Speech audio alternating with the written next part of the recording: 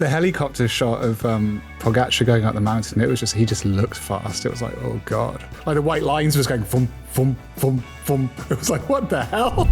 If Tadej Pogačar were a team, he would currently be 5th, just ahead of Lidl Trek. When you saw the crash, it left it just one of those that just leaves you feeling a bit sick. I think because she was knocked out, she sort of looked a bit like a rag doll, didn't she, after she crashed? Talking about like how many crashes there are and like how people even crash going uphill. And I'm like, yeah, but they're doing like 38k an hour uphill these days. So, you know, you got to actually slow down for the switchbacks.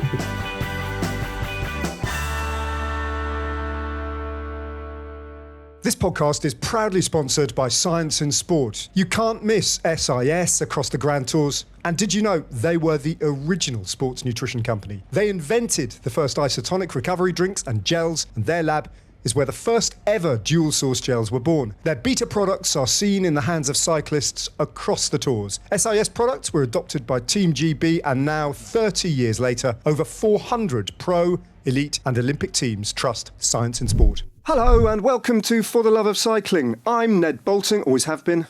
I'm David Millar. I'm Lizzie Deignan. And I'm Peter Kennaugh. Smooth.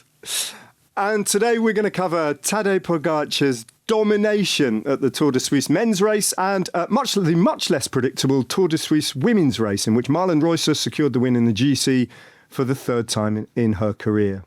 In the meantime, though, Pete, David's just said, is it raining in your house? You're wearing what appears to be a white anorak, as if you just stepped off the big mountain in the middle of the Isle of Man, having gone for a ramble. It's not raining, it's actually really muggy, really hot, but it's festival season, so, you know, getting down with the kids, little shell jacket for the school run. Why not? Why not? It's called fashion. You're doing kind of festival training. I'm doing recon. Yeah, that's it. That's the word I was looking for. Festival recon, because so then when I finally get to go to one, I'll be prepared, I'll be ready, and I'll feel comfortable in my shell jacket. What have you got lined up, Pete? What festivals have you got lined up? None. Just a dream. It's a pipe dream for when I retire and the kids have grown up. You're trying to manifest it. Hey Lizzie, last time I communicated with you, you were in, was it Heathrow Airport? Which airport were you in when it all went wrong? No, I was in Leeds, Bradford, and what a nightmare it was, yeah. Go on, tell us what happened. So I'm checking in nice and early, which is really unusual for me. I think that's maybe where I went wrong. So checking in nice and early, handed over my passport to the lady at check-in, and our hands missed each other, and my passport slid out of her hands into a crack, like a slither of a crack between the baggage belt and the check-in desk.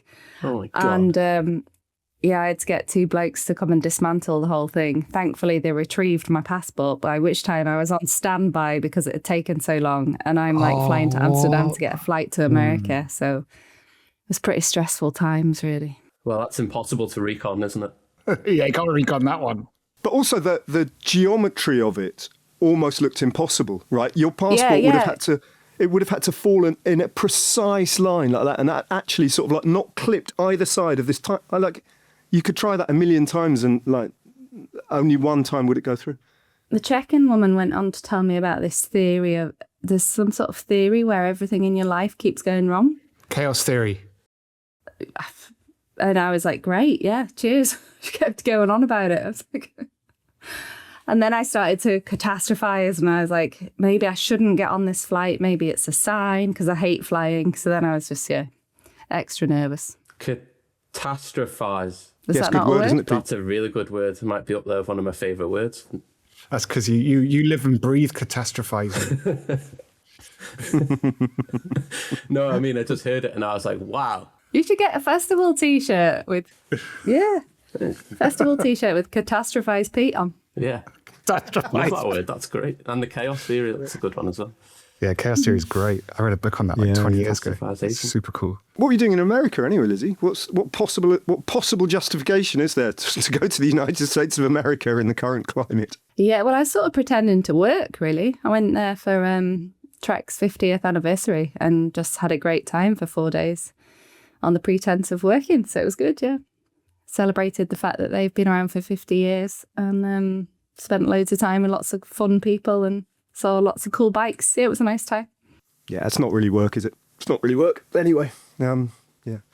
Good stuff. Shall we talk about the Tour de Suisse? And hand on heart, how much of the race were we able to see? Because presumably, Lizzie, you were like busy in the wrong time zone most of the time.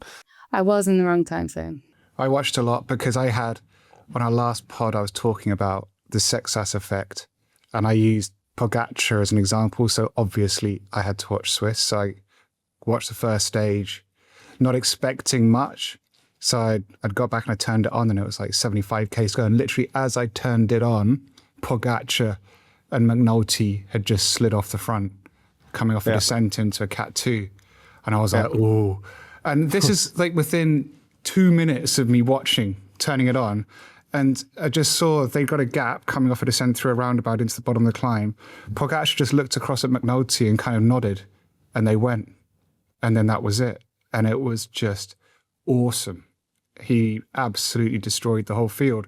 But what was crazy about it was 71, I think it was 71.8k, is not what I was watching closely, when he went.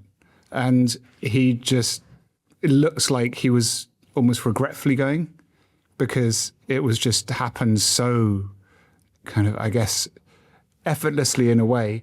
And then he would go super hard, looked like he was going pretty hard on the climbs, but then kind of cruising in between. And he put, 2.5 minutes into second place, over 3 minutes into third place, and then nearly 5 minutes into a group of 16. And I checked on the last climb, which is like 1.5 k long. He decided clearly to go up there at full pace, and he put 30 seconds into Carapaz, who was chasing on that same climb.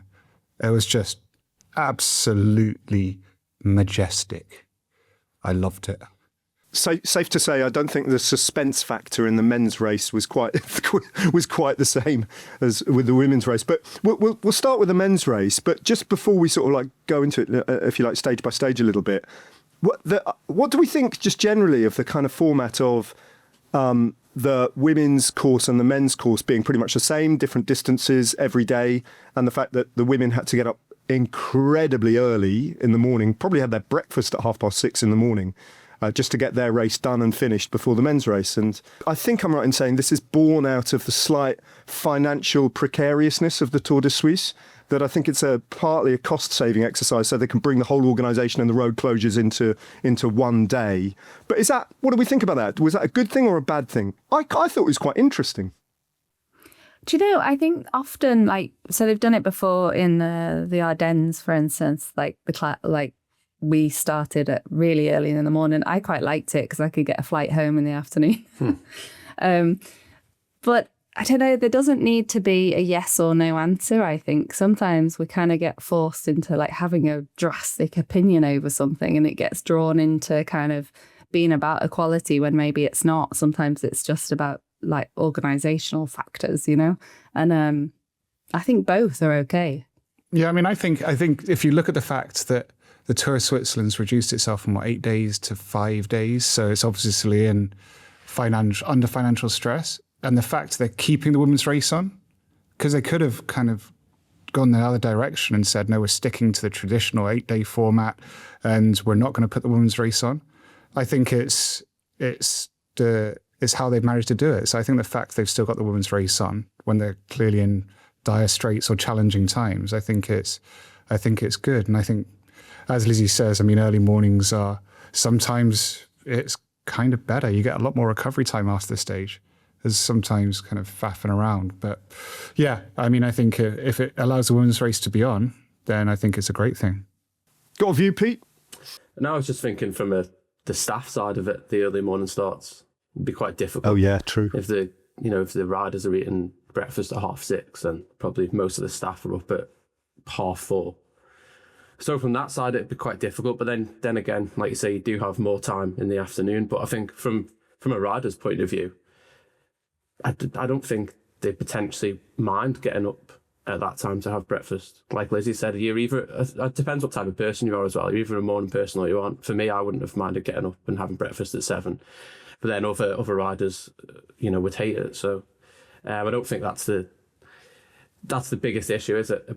The time that they're having to have breakfast and race. I think it's just the important thing is that it is on. As for the men's race, I'm not sure I would really that into the layout this year.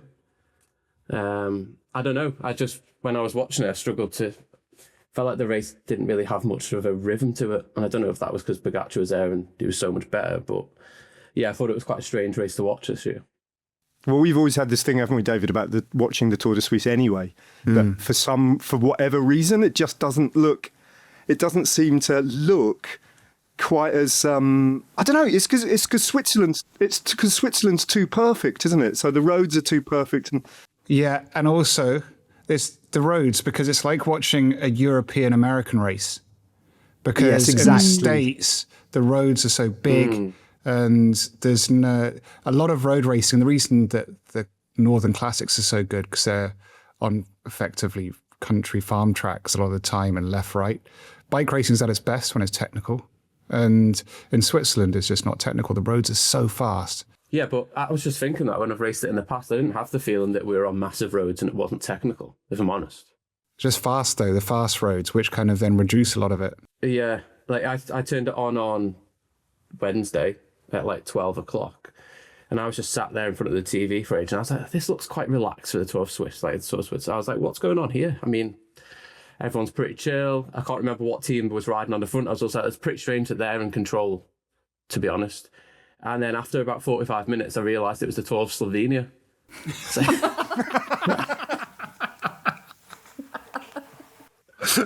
But again, the roads, it all looks quite similar to the Tour of Swiss, a bit. It does.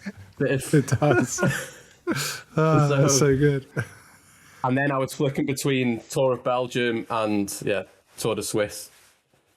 Tour of Belgium always finished like about 15, 20 minutes before the Tour de Suisse, so you could catch like I'd Tour of Belgium with like 30, 40k to go, and then catch like the last 15k of Tour de Suisse. So it sounds like you all thought it was quite boring. I thought it was boring with a couple of exceptions, which we'll get onto. We do need to return to the race, but since you've mentioned them, Pete, the Tour of Slovenia was won yesterday by Florian Lipovic ahead of Giulio Pellizzari in the general classification, and he took the final stage, I think, as well.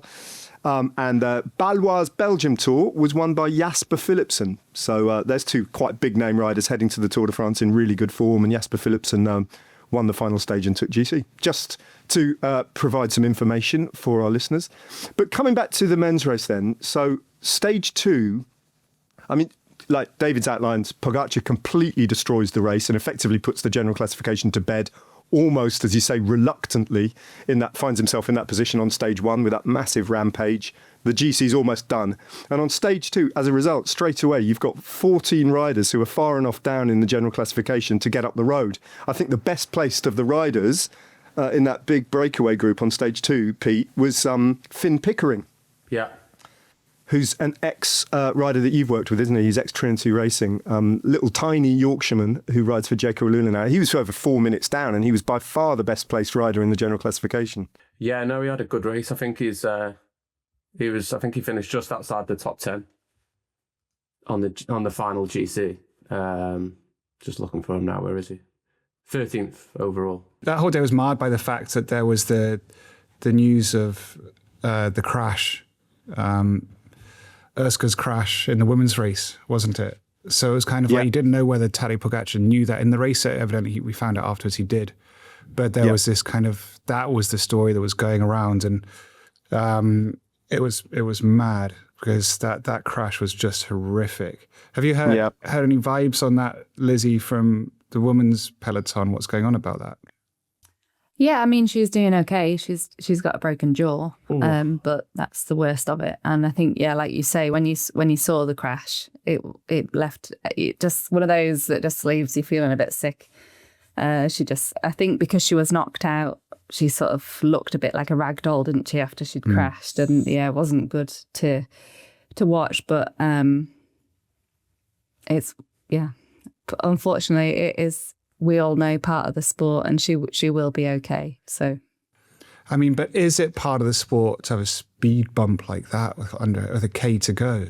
I mean, that was pretty nuts, and especially in Switzerland, the home of the UCI. It's if you can't kind of, that seemed like in any other country they'd be slamming it, But we were just saying about how good the roads are and the organisation is known as being very good. That seemed like a complete and utter mistake. Yeah, it was out of character, definitely, for that race. Absolutely, yeah. And everyone knows when you hit a speed bump at that speed with a kilometre to go, it's not safe for anybody. But unfortunately, that is part of the sport, isn't it? We've all raced on those kind of conditions. Thankfully, it wasn't a bunch sprint. Thankfully, there were less riders around it than there could have been, and it definitely wasn't a perfect course design, that's for sure. For most of that day, the 14-man breakaway got up the road, and then Tim Wellens did a massive rider. He kept doing it throughout the Tour de Suisse as well in his black Belgian national champions kit. Did a huge ride, bringing the breakaway back, and Tadej started working for Jonathan Narvaez on the because it was a very Narvaez kind of a stage. But in the end, Pogačar kind of went so hard that Narvaez got dropped, and then it became a very Tadej Pogačar kind of a day. But he sort of attacked, but the break was too big and too strong for him to actually pick off every single rider. So it was his worst place. His worst place finish. Is that even English? It was his worst place finish so far in 2026. He picked up 12th. That's the worst he's placed on any race day so far this year. But the stage win went to Romain Grégoire, which is good for him from that breakaway, which is quite a feather in his cap, actually, because it was a really strong breakaway group, and there were a lot of kind of like B-list stroke A stroke B-list hitters in that group. A proper, almost like a second week Tour de France breakaway. It was pretty strong, so it was a good ride from Grégoire. Ned, I just want to flag, because it was definitely a revelation to me, Mathias Vacek on that day, because he was the only guy. Vacek. Yep. He was the only guy that could stay with Pogačar on the climb. Even Narvaez couldn't. And even on the final mountain stage we get to, he was up there. I mean, he's a big dude. He's a bit Wout van Aert.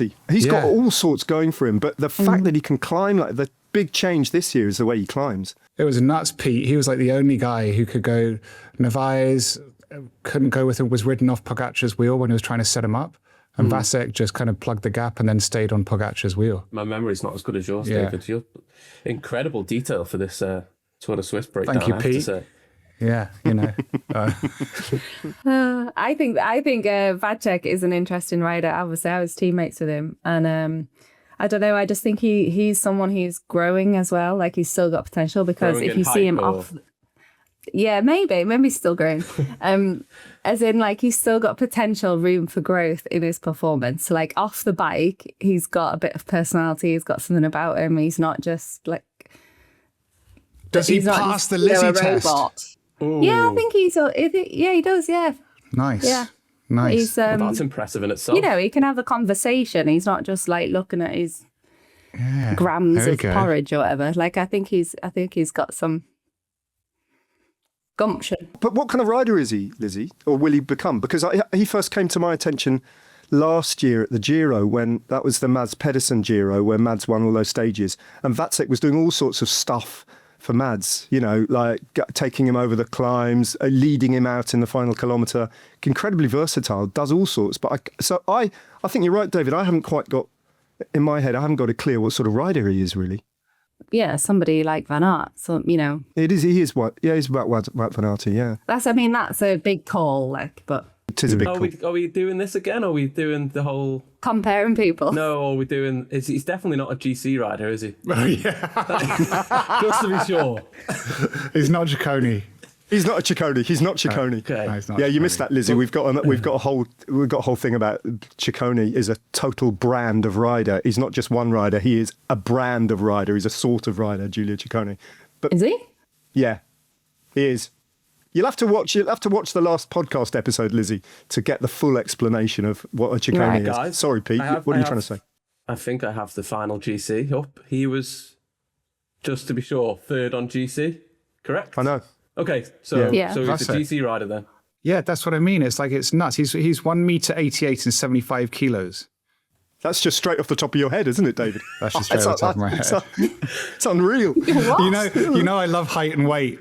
I got to figure out how tall they are and how heavy they are I'm just to get saying. some sort of idea. We're asking... How many millimeters is that, David? Like, Ned, you've just asked Lizzie what type of rider he is, and I know Lizzie knows him and knows about how he doesn't care for grams of porridge, but he finished third in GC in the Tour de Suisse, so for me, it says a lot. Yeah, it's his first year. What does it say? What does it say, Pete? What does it say? It says he's potentially a GC rider, for goodness sake. You know, one thing I've become more conscious of as I've got older is that being active and being healthy aren't necessarily the same thing. I can go out for a ride, go for a run and feel absolutely fine, but that doesn't really tell you what's going on under the bonnet. And cyclists understand this better than most, being so used to data, power, heart rate, recovery, sleep. It makes sense to think about your health in exactly the same way. That's what I like about Thriver. It's not just a one-off health check, it's more like a feedback loop. You can track what's changing over time, understand what's working and spot things early that otherwise you'd probably miss completely. And the practical side of it is incredibly easy. It's a little blood test you do yourself at home. It takes about 10 minutes, no big needles, no appointments, and the results are reviewed by doctors and sent straight to the app. So if you want to get a clearer picture of your health, you can get 20% off your first test with the code LOVEOFCYCLING. Just head to Thriver, use that code at checkout, and get started. I didn't see any of stage 3. It was raining really, really hard. And Narvaez and the other dude were off the front. So Narvaez must have been kind of super disappointed in himself from the day before. So he's clipped off in what seems like a kamikaze break. And then the rain's so hard, but they almost caught them on the line. It was terribly exciting. And then also the TV coverage. Remember, it Oh, yeah. stopped with like Yeah. 2K Yeah, to yeah. go, and Carlton Kirby just I did didn't his actually watch thing. that bit. He was like a, what do you call him, David? Like a waxing lyrical. Waxing lyrical. He was just taking it back, the bull by the horns with no TV coverage. I was like, wow, this guy can talk. He's lived for that moment. He has, yeah. Fair play to Carlton. But that was the day. Really heavy showers, you're right, David. Really heavy rain. It wasn't showers. Yeah, okay. It wasn't full gas rain all day, though. It was like intermittent. It was Full like gas. storms. Full gas rain, huh? Yeah, full gas, yeah. In the hectic, in the chaos, what do they call it? In the chaotic. I don't know, Pete. Would your rain jacket have been adequate for the rain on stage 3, or was it too heavy? No, it would have just gathered so much weight that it would have been a disadvantage even if I was warm. Oh Christ! Let's talk about stage 4 in the individual time trial, which was really good. The bit I saw of it. I didn't watch that. Well, I can only talk to you about Mathieu van der Poel setting the best time, which is a long time since he's won an individual time trial, right? He's never won a World Tour time trial. So that was like a big surprise to me that he was on the hot seat. But then I picked it up when Pogačar was on the road and all the sort of top 5 of the GC were coming to the finish line. Did you see any of that, Lizzie, the time trial day? Because that last kilometre was mad.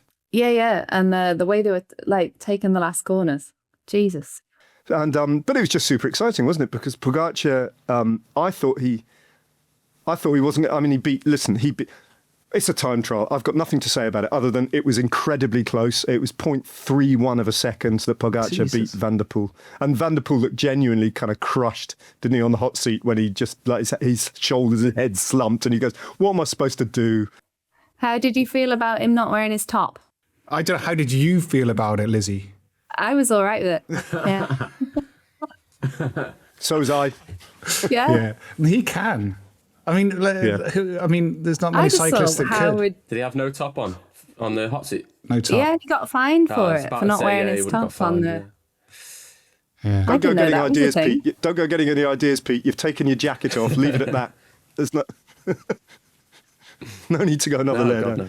Anyway, let's move on to stage 5, which was bonkers, stage 5, wasn't it? Because they went up this climb 3 times, round and round and round in a circuit, the Col de Croix, and then they finished halfway up it at the start-finish line. So it was like a mountain circuit race. Really bizarre. But again, David, you said on stage 1 that Pogačar's attack was almost reluctant. He just found himself in that mode. I don't know how much of it you watched, but with 9K to go, with this big breakaway again up the road, about 2 minutes up the road with riders like Bart Lemon and Lenny Martinez and a bunch of other good climbers, he simply ran out of teammates. Yeah, I watched it. I saw it Didn't he? happen. Because, yeah, so he'd actually lost all his teammates over the top of the penultimate time over Col de la Croix. And then they all managed to get back on the descent. And he came into the bottom of the final climb with them having caught back on. And I guess he knew they were going to have like 500 meters because they'd already been dropped and fought back on. So he let them do their 500 meters. But the last shot we saw, because they were clipping, Lenny Martinez had gone off. You got to the Pogačar group coming in and he had 3 teammates with him. And he looked, okay, he's probably got to cut 2 or 3 Ks here of teammates. Next shot, he went back and he was just on his own. He's just on his own, wasn't he? Just left them. With Carapaz briefly on his wheel. Yeah. And he went deep. I mean, he had to, bridge 2 minutes in 7 Ks, I think. Yeah, but it was really quite exciting, wasn't it? It was once a Pogačar mountaintop finish was actually not just crushingly predictable. It was really exciting because Martinez did a brilliant ride. Yeah. Yeah. And in the end, he was caught just inside the last kilometre. But with 2.5K to go, it wasn't certain at all, was it? Because he was holding on to like 25, 28 seconds, 30 seconds, and holding firm at one point. So it was. He had to go deep. I mean, Pogačar, when he crossed the line, it's not often you see him where he's actually had to empty the tank, and not often is there a rider within sight. You know, Martinez was only like 10 seconds behind. Was Quintana in the break then? Yes, he was, Pete. Quintana yes, he was. Back. He's back. Yeah. It was mad to see. I think it was when Pogačar caught Quintana, actually, that shot. And it was a helicopter shot that really showed you both the gradient and the speed. It was just 2 different races, wasn't it? I was watching the helicopter shot of Pogačar going up the mountain. It was just, he just looked fast. It was like, oh, God.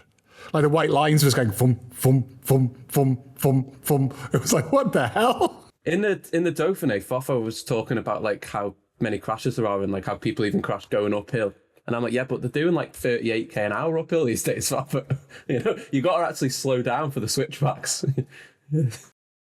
Yeah, you can't just relax. Just fly around them at that speed. You know, you need a little bit of break maybe. Did you see as well, David? Did you see there was a moment where Vacek was on Pogačar's wheel, wasn't there as well? Yeah. And again, a bit like Carapaz, he held the wheel for 200 meters, maybe a bit longer. And then when he signed off, he just gave a little salute like that, didn't he? A little hat tip like that, which is absolutely brilliant. Like, okay, see you later. That was fun. Yeah. So anyway, just to round up the men's race then, we'll draw our conclusions in a second, but Richard Carapaz finished in 2nd place for him.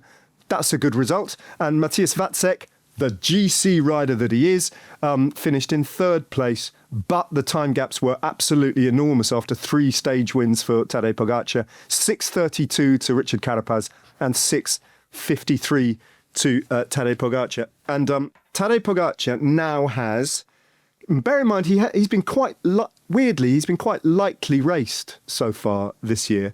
But in 2026, his current UCI points standings are 10,865. He's over 2,000 points ahead of Jonas Vingegaard, who has won the Giro and Paris-Nice. And Isaac Del Toro is in 3rd place, but his points tally, and bear in mind how many races he's won, Isaac Del Toro, his points tally is less than half of Tadej Pogačar's. If Tadej Pogačar were a team and not a one rider, he would currently be 5th, just ahead of Lidl Trek. But not just ahead of Lidl Trek, he's actually 2,000 points better off than Lidl Trek. Oh my God. Wow. Hey, and did you do the calculation on how long he's been number 1 for? So he has been number 1. He's actually, it's quite interesting. He became number 1 in October 2020 after his first Tour de France victory, but only for 2 weeks. Primož Roglič took it back from him and held it until the next summer. And then Pogačar was number 1 again in the summer of 2021 for 8 weeks before Wout took it off him for 21 days.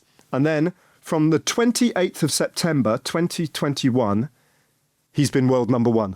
That's wild. That's crazy. That also reminded me of when you listen to Radio 1 and they're saying like how, talking about it back in the day, when how long a certain band had been number one for, and then they had their next release and then they had a number one for like 3 weeks.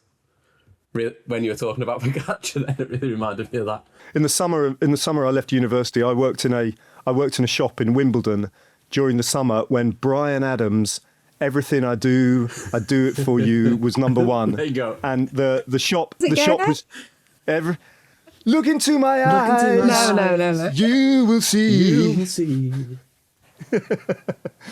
Anyway, and our shop was tuned to Capital FM, and I had to listen to that because that was a record. That was a Tadej Pogačar number one, I think. That song. Should we talk about the women's race? Yes. Sure. Pete, you can start. Well, I have absolutely no idea about anything that happened in the women's race, being brutally honest. Honesty is the best enough. policy. Yeah, honesty is the best. 100%, yeah. Yeah.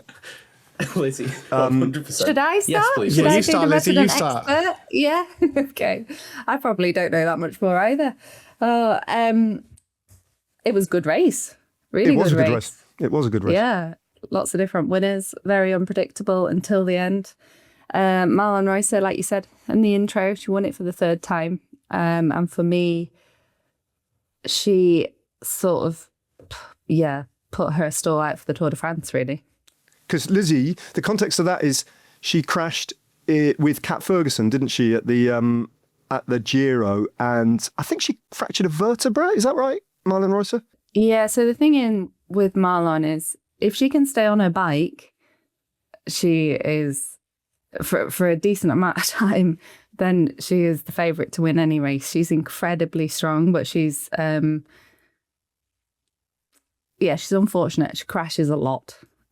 So for her to string enough race days together and stuff for us to see her full potential, it's been quite difficult in the last couple of seasons. So yeah, she came back from another bad crash this year in the Giro, and she's clearly back on form now.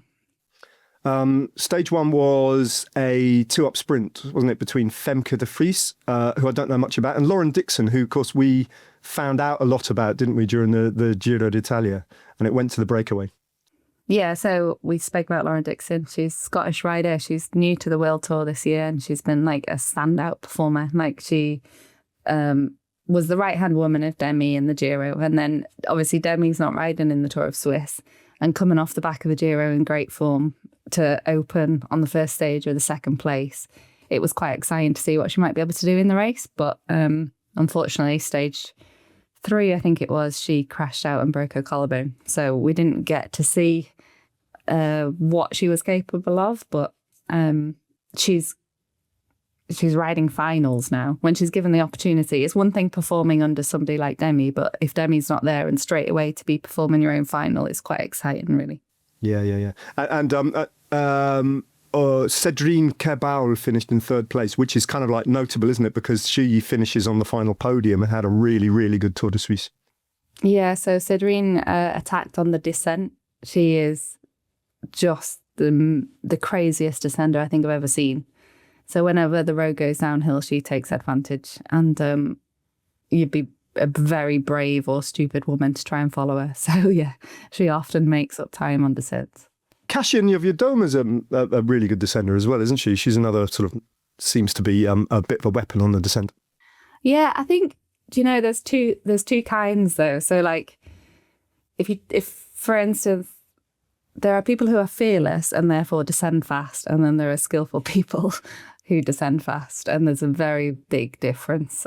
For me, like, out and out best descenders in the world are Lucinda Brand and Marianne Vos, because when you descend following them, you feel safe. You follow their line. It's kind of, you know what to expect. Whereas if you're trying to follow somebody like Kerbaol or Kasia Niewiadoma, it's impossible. They're so erratic and just like Sketchy. Oh yeah. So yeah, but they're both fast, but sort of on the edge fast. Fair enough. Stage 2 went to your old mate, who we spoke to on the podcast a few weeks ago, ahead of the Giro. Yeah, Elisa Longo Borghini. Yep, she took advantage of a steep climb towards the end and gapped everyone. She's obviously, for me, like Elisa, she's obviously a brilliant stage race rider. We're going into the GC discussion again. But for me, she is a better classics rider than a GC rider. And that sounds ridiculous because she's won the Giro and she'll probably go on and win the Tour de France. I'm not saying she can't in GC, but like physiology-wise, she's phenomenal on those short, steep climbs. And she showed that on stage 2 where she dropped all of the real kind of GC curls. Yeah, yeah. And stage 3 was like you've already alluded to. It was a sort of, from a British perspective, it was a good day, bad day, wasn't it? Because Lauren Dickson had that bad crash with 4K to go. But Zoe Bäckstedt got the win. It was a kind of really punchy finish, wasn't it? A bit uphill. And she won by like what looked to me like a pretty decent margin. Yeah, she was really impressive. She smashed it. Yeah, she attacked. It was almost a mix between an attack and a sprint because it was so far out.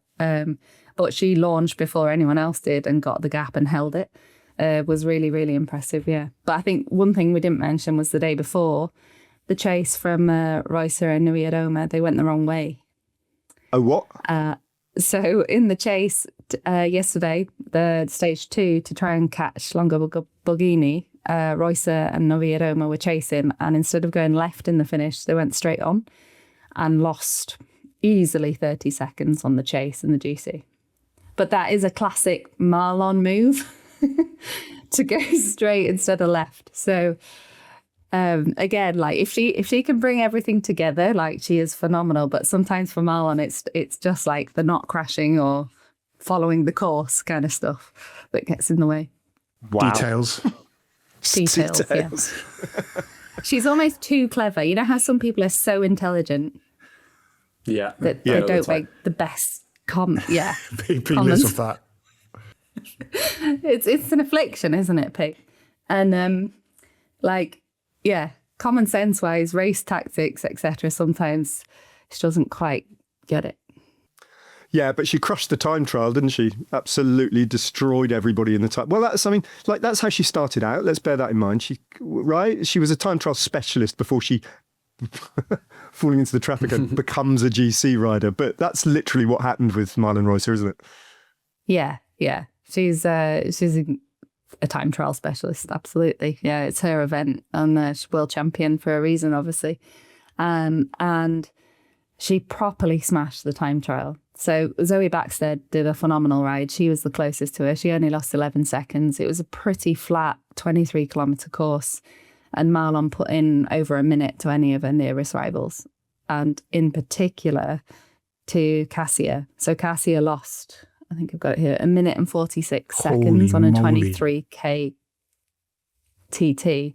And what's interesting about it is in the Tour de France this year, there is a TT for the first time in a long time, and it's similar distance, similar parcours. So, that's gonna be a bit of a blow for some of the GC girls looking at that. Where does Marlen Reusser, how much time does Marlen Reusser take on like Demi Vollering and Pauline Ferrand-Prévot in a time trial of that distance? Well, it depends if Marlen's on top form. If she goes the right way, she follows the arrows. Yeah, she follows the arrows, exactly. It's hard to say. I mean, Anna van der Breggen beat her in the Giro quite convincingly. That was a longer TT. But of the three sort of top contenders, she is more of a TT specialist. But I think it's more if you're looking down the line at the Longo Borghinis or the Kasias, how much they lost, over a minute in that kind of distance is quite significant.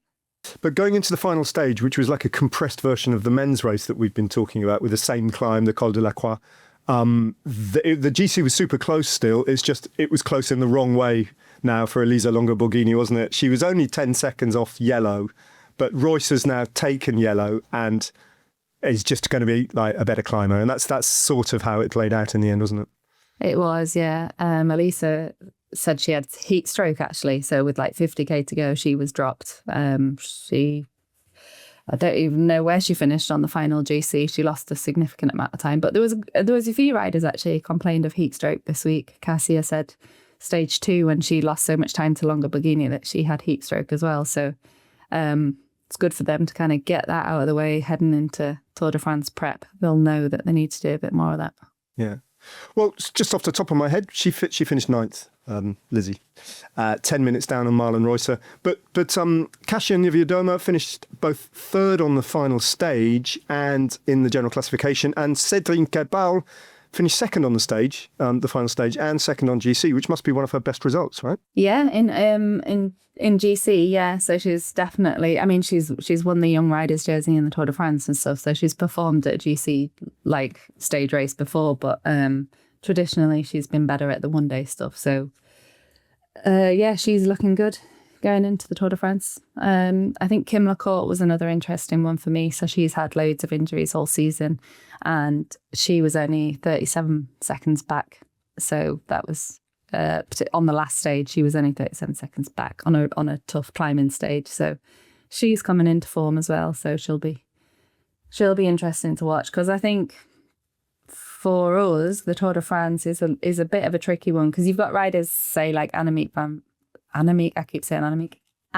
der Breggen, who seems to be improving, but also she's raced so much already. She's already done the Giro and the Vuelta. So whether she can still keep on improving. Obviously, Demi's raced a lot as well. So we haven't seen much of Pauline for a while. So there's lots of question marks going into the Tour, which is exciting. Cool. I'm massively looking forward to it as well, Lizzie. You and I are going to be on the road, aren't we? Starting in Lausanne and then finishing in Nice over that week of racing. I was up Mont Ventoux as well, which is flipping great. Can't wait for that. What does it take to lead at the highest level? Just like that, she's done it again. If we say we start at 11:30, we start at 11:30, not 11:31. What happens if they turn up late? They don't. To build cultures where excellence isn't accidental, it's expected. I hate losing more than I probably love winning. Really? I hate it. I can't stand it. And I'll admit that. Making a Manager brings you beyond the sidelines, inside the minds of the leaders, shaping some of the most demanding environments in the sport. He come round and put his hand on my shoulder. He said, I just want you to know that's all your fault. If I want to work with people, I wouldn't want them to feel that way. From the big decisions to the quiet moments of doubt. I was the only female that walked into this room where it was middle-aged men, and I had two choices. I could either walk through the door or I could walk back out. Hearing from the managers of the Barclays WSL and the Barclays WSL2, hearing firsthand how they inspire, motivate and create spaces where individuals and teams can thrive. This is Making a Manager, available wherever you get your podcasts. How did everybody spend Father's Day? Did you, Pete? And also, what a double whammy for you, because last time we did a pod, it was your birthday, Pete. Oh, it's an epic week, I gotta say. Jesus. The weather on the Isle of Man yesterday was sublime. So, yeah, it was quite the Father's Day. Woke up, had a cup of tea in bed, standard stuff, and then actually fell back asleep after my cup of tea. So I had the cup of tea at 7:15 and then fell back asleep and woke up at 9. And then got out for a run with my boys. Here we go.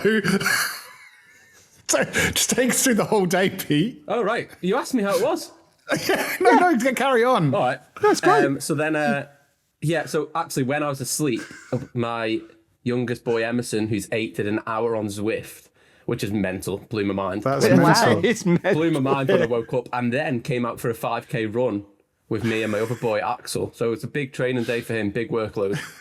8. And then, so then we got back. I went out for a drive with my dad in his MG that he restored a couple of years back. It's beautiful.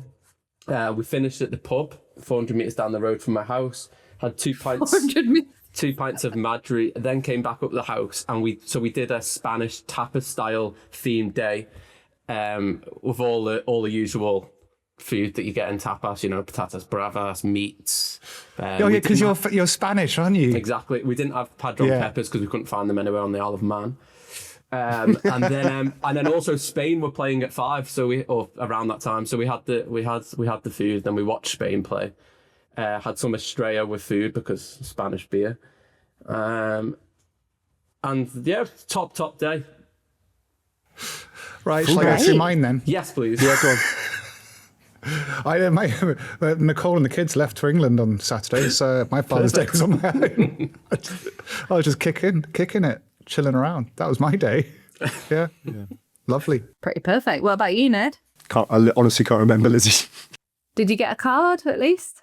I got a card from a friend who every year, I'm going to name check him. He's a son of a famous football commentator from the 1980s called Brian Moore, who people remember very fondly. His son, Simon, is a good friend of mine, and he raises money every year for a nursery just down the road from me for kids in a quite deprived area of South London. And every year I go and help them do their fundraising quiz night, and I do pub quiz sort of master thing. And I did that a little while ago, and I got a thank you little parcel from Marks and Spencer's from my mate Simon. So it had a little card inside just saying thank you for doing that for our event. But I did not get a Father's Day card. But your own children ignored you. No. I got a cursory WhatsApp message from my adults' children. Nice. Yeah. Nice. Very good. Yeah. And did Phil enjoy Father's Day, just to complete the Father's Day thing, Lizzie? He did, yeah. I bought him a new Duvel beer glass because I broke his last one. And that's it's quite crucial if you pour in a Duvel, apparently, that it's in a wide neck glass. It is a very distinct, it's a tulip-shaped glass, isn't it? Like that. Yeah, so I got him one of those. Well, I mean, obviously the children got him that. Yeah. And he went for a bike ride. Oh, nice. Still getting the kids. kids. He had a good day. Yep. Oh, yeah, good he is, lad, yeah. Good lad. Vazzy, the head of performance at Astana, actually called me yesterday and he was like, did you watch Swiss? And I was like, well, I did every day up until like today because it's Father's Day in the UK. Like it matters, you know. But it does to me. Like that's an excuse for not watching. Doing your job. Yeah, doing my job, yeah. Because it's Tour de France selection week, isn't it? So it's a big week for all the teams. So we have a call at Astana tomorrow just to go through our selection. Yeah. It's getting very close. I'm sure next time we all meet, we'll talk about the Tour de France and the imminency of it. So we'll meet again next week, and then... Is everyone in Barcelona? No, David won't be. I will be there on Saturday night. Yeah. Yeah. Okay. Yeah. Pete will be there working. Lizzie and I will be there podding. So, yeah. Jacopo will be knocking around as well. So there's a proper... For the Lovers Cycling get together in Barcelona, where the Tour de France more tapas starts. Lovely. Tapas and Madry. Yeah. All right. Cheers, guys. Nice to speak.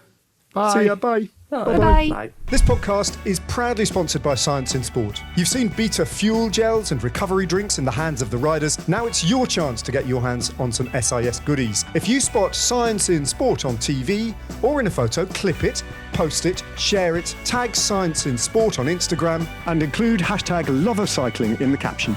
This will give you a chance of winning a 3-month Beta fuel hamper, perfect for a training block, courtesy of our friends at Science in Sport.